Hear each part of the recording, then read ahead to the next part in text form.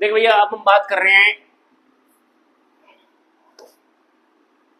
ए ओ आई। ए आई मतलब application of integration. देखिए, integration की एप्लीकेशन कर रहे हैं तो हम क्या देखना है हमें कि अगर हम एक फंक्शन का इंटीग्रेशन करते हैं और limit A to B put करते हैं तो हमें क्या मिलता है। हमें मिलता क्या है, हमें क्या मिलता है, जो आंसर मिलता है वो जो हमारे को जो वैल्यू निकलती है, जो आंसर, वो क्या चीज होती है, पता क्या होता है? वो होता है area under the curve. Area under the curve होता है, under the curve above x axis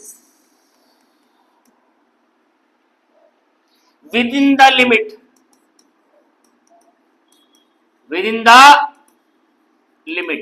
ये बात याद रखना, मेन बात यही है। फिर दोबारा बता रहा हूं, जब इसका इंटीग्रेशन का जो वैल्यू निकलती है ना, वो क्या चीज होती है? वो होता है area under the curve above x axis. मतलब एक तरह से हो गया between curve and x axis. जैसे मान लीजिए कि मैं इसका ग्राफ ड्रॉ कर रहा हूं, सपोज ये फंक्शन था, ये इसका ग्राफ ये इस तरीके का बन गया कुछ, और लिमिट क्या थी? ए, और ये थी बी। ये है एक्स एक्सिस और ये वाई एक्सिस। यहां विद रिस्पेक्ट टू किसके हो रहा है? यहां विद रिस्पेक्ट टू एक्स हो रहा है ना, तो इसलिए हम एक्स एक्सिस पे लिमिट ले रहे हैं। अगर विद रिस्पेक्ट टू वाई हो रहा होता तो वाई एक्सिस पे लिमिट लेते। अब यहां पर ए और बी, अब मैंने इसके हिसाब से क्या बताया है? Area under the curve and above x axis और विद इन द लिमिट। तो ये हमारा जो लाल एरिया है ना, ये जो भी मैं जिसको लाल कर रहा हूं, ये जो है ना, ये है रिक्वायर्ड एरिया। आए बात समझे? जब हम उसका इंटीग्रेशन करते हैं तो ये बात अगर आपको समझ आ गई तो समझ लो पूरा चैप्टर समझ आ गया। और कुछ भी नहीं है इस चैप्टर में, हर क्वेश्चन में यही चीज लगेगी, हर क्वेश्चन में यही चीज लगेगी। दोबारा बता रहा हूं, हर क्वेश्चन में यही चीज लगेगी, इसके अलावा कुछ है ही नहीं इस चैप्टर पे।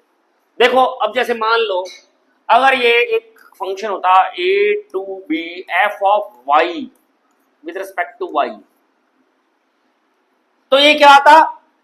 ये एरिया पता कौन सा आता? ये मान ले ये कर्व है यूं, तो ये लिमिट यहां होती ए और बी, तो ये एरिया किस किस के बीच में आता? एरिया किस किस के बीच में आता? Between curve and Y axis के बीच में आता, within the limit. Limit क्या दे रखी थी? ए से बी। आया समझ में? दोनों में फर्क समझ आया? इसमें with respect to X axis था, इसमें with respect to Y axis था।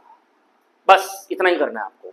जैसे मान लीजिए अब हम क्वेश्चन ले रहे हैं, एक आधा क्वेश्चन ले रहे हैं हम, एक्सरसाइज का निकालो।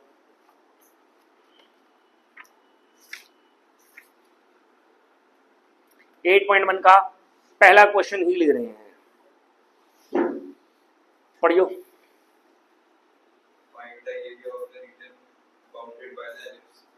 Area bounded by ellipse. Area bounded by ellipse. क्या इलिप्स है? x square upon 16 y square by 9 1। अब सबसे पहले इसका हम रफ डायग्राम बनाएंगे। रफ डायग्राम बनाना होता है, इसको क्या लिख सकते हैं?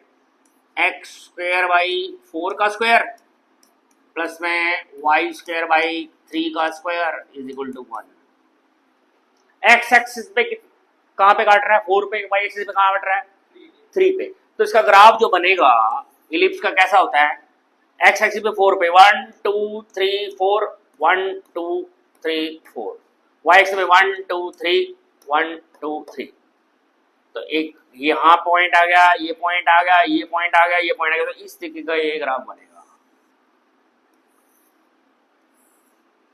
ये एलिप्स की शेप ऐसी होती है। और मैं एरिया बाउंडेड बाय दिस, मतलब हमें टोटल एरिया निकालना है पूरा का पूरा, पूरा का पूरा, समझ रहे हो? ये पूरा एरिया निकालना है, ये पूरा एरिया हमें निकालना है पूरा। अबे ये पूरा एरिया निकालना है। हम क्या करेंगे, हम ना इसमें ये एरिया निकालेंगे। कौन सा एरिया? ये ब्लैक है ना, ब्लैक एरिया, ये ब्लैक एरिया फर्स्ट क्वाड्रेंट में आ रहा है, एरिया इन फर्स्ट क्वाड्रेंट। ये ब्लैक एरिया निकाल के उसको 4 से मल्टीप्लाई कर देंगे, क्योंकि ये सिमेट्रिकल होता है। जो इलिप्स होता है वो अलोंग बोथ एक्सिस सिमेट्रिकल होता है। एक का निकाल के 4 से मल्टीप्लाई कर देंगे। अब इसमें ये लिमिट क्या है? 0, ये क्या है? 4, ये 3 था ना, तो 0 से 4 लिमिट लेंगे, 0 से 4। इसमें कर्व कौन सा है? कर्व ये वाला है, ये कर्व ये है। कर्व के, अब मैंने, अगर आप डेफिनेशन पे जाओ तो मैंने क्या कहा था? कर्व और एक्स एक्सिस के बीच में विद इन द लिमिट। तो यहाँ कर्व ये हो गया और एक्स एक्सिस ये हो गया, और विद इन द लिमिट ये पूरा ब्लैक एरिया आ जाएगा कि नहीं आ जाएगा? अब यहां हम क्या ले रहे हैं? कर्व ले रहे हैं। कर्व में लिमिट क्या पुट कर रहे हैं? 0 से लेके 4। तो ये आ जाएगा एरिया इन फर्स्ट क्वाड्रेंट। आ जाएगा कि नहीं आ जाएगा? अब इसमें कर्व कौन सा है? कर्व यही है, ये कर्व ही तो है। अब तुमको ये कर्व, ये कैसा कर्व है? इसमें से y की वैल्यू निकालो। किसकी वैल्यू निकालो? y की वैल्यू। इसमें से हम y square by 9 is equal to क्या है? 1 माइनस के एक्स स्क्वायर बाई 16। एलसीएम ले लो इधर। तो जब हम इसमें से y की वैल्यू क्या निकलेगी? इसमें से y की वैल्यू 16, एलसीएम आ जाएगा 16 माइनस एक्स स्क्वायर का रूट, और यहां क्या आ जाएगा? 3/4। इसको सिंपलीफाई करके y की वैल्यू निकलेगी ना, एलसीएम ले लिया और 9 उधर भेज दिया और उसका रूट कर दिया, है ना? यही आएगी ना। तो हमारा ये कर्व क्या आ गया? यही आ गया कर्व। 3/4 बाहर निकाला और यह आ गया 16 माइनस एक्स स्क्वायर का रूट इंटू dx। लिमिट क्या है? 0 to 4। अब आपको इसका इंटीग्रेशन करना है। अब इसका इंटीग्रेशन कैसे होगा? अब तुमको जी इसका इंटीग्रेशन कैसे होगा? इसका इंटीग्रेशन निकलेगा, इसका इंटीग्रेशन के लिए डायरेक्ट फॉर्मूला होता है। वो डायरेक्ट फार्मूला क्या है हमारा? ए स्क्वायर माइनस एक्स स्क्वायर का इंटीग्रेशन। क्या होता है इसका इंटीग्रेशन? ये इसका डायरेक्ट फार्मूला होता है, ये याद रखना, ये इसका डायरेक्ट फार्मूला है। अब इसमें ए की जगह आ गया है 4 का स्क्वायर, ये एक्स का स्क्वायर। अब इसमें अगर आप ये फार्मूला लगाते हो तो क्या आएगा? x/2 ए स्क्वायर माइनस एक्स स्क्वायर, मतलब 16 माइनस एक्स स्क्वायर का रूट प्लस में ए स्क्वायर क्या आएगा? 16/2 साइन इनवर्स x/4। लो जी, ये इसका इंटीग्रेशन हो गया, डायरेक्ट फॉर्मूला लगा दिया। और लिमिट क्या है हमारे? 0 से लेके 4। अब लिमिट कैसे पुट करनी है? पहले हमने क्या पुट करना है? 4 पुट करो। यहां क्या आएगा? 4/2, 4 का स्क्वायर, 0 हो जाएगा। 4 का स्क्वायर 16 माइनस 16, और प्लस के ये हमारा क्या है? 16, ये 8 था, 8 साइन इनवर्स 4/4। ये हमने 4 पुट करा है।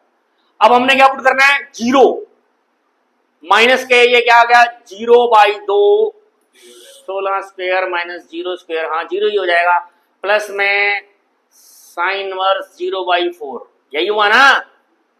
अब ये कितना आया हमारा? 3/4। ये आ गया 8 साइन इनवर्स 1 माइनस के ये जीरो टर्म हो गई, ये भी जीरो हो गई, तो जीरो ही हो गई ये सारी, क्योंकि साइन इनवर्स जीरो भी जीरो होता है। तो ये साइन इनवर्स 1 क्या होता है रे? साइन इनवर्स बनता है पाई बाय 2। तो ये आ गया 8 दिया 24 अपॉन में 4 इंटू में pi by 2। Sine inverse 1 pi by 2 होता है, साइन थीटा 1। अब इसको काट दिया, 4 दूनी 8 से कट गया तो आया 3, ये आ गया 3 पाई स्क्वायर यूनिट्स, क्योंकि एरिया है तो क्या आएगा? Square unit. ये कौन सा एरिया आया है? ये आया है black area. Total required area क्या आएगा? टोटल रिक्वायर्ड एरिया जो आएगा वो आएगा 4 multiply area in first quadrant, और फर्स्ट क्वाड्रेंट में कितना एरिया आया है? 3 पाई। तो क्या आंसर आ गया? 12 पाई स्क्वायर यूनिट्स। अरे आया समझ में? एक बार फिर रिकॉल कराऊं क्या? ये कर्व दे रखा था, ये इलिप्स है, इलिप्स की शेप ऐसे बनती है, इसमें एक्स एक्सिस के नीचे 4 था तो एक्स एक्सिस को 4 पे काट रहा है, वाई एक्सिस के नीचे 3 था तो ये वाई इंटरसेप्ट ये हो गया।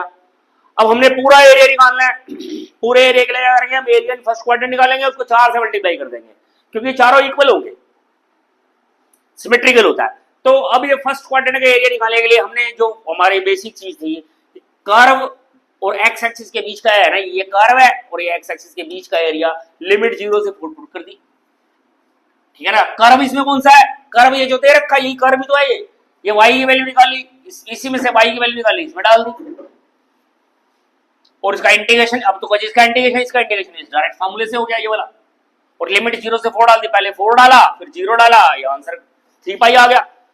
3 पाई से आ गया फर्स्ट क्वाड्रेंट, फिर 4 से मल्टीप्लाई कर दिया तो टोटल एरिया आ गया। समझ में या नहीं?